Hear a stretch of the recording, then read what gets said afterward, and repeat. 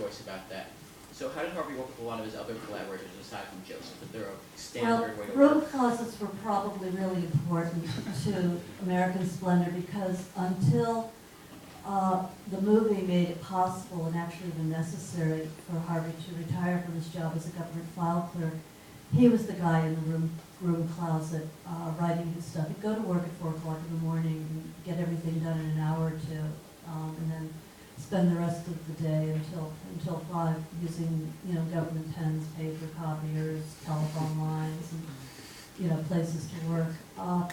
But generally speaking, Harvey picked the right artist for the right story. He was very, very careful about that, and he either wrote for an artist's strength or he really thought hard about who he used, especially as time went on and he had more of a choice of artists.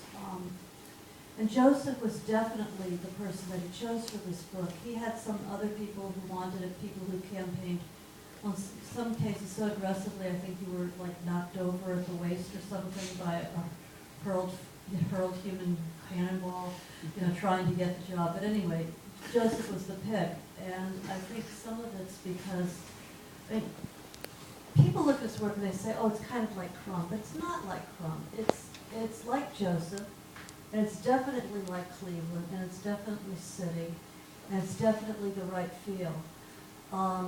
Another illustrator could not have done this story just as some of the other stories were just really good matches. He was a phenomenally generous collaborator, even though he storyboarded things. He was really storyboarding as though he were doing sound.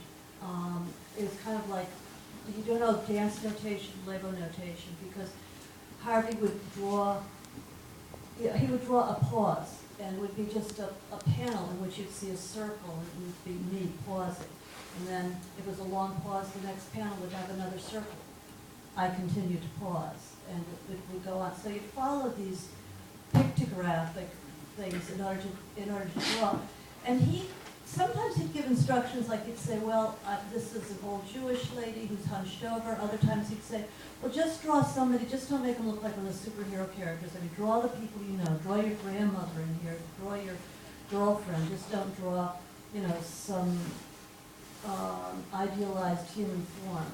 And I think if I learned anything from Harvey, it was to trust the artist. That artists aren't just these guided hands that have the ability to render a script, but they have every bit as much input as we writers have. Yeah, this script in particular was especially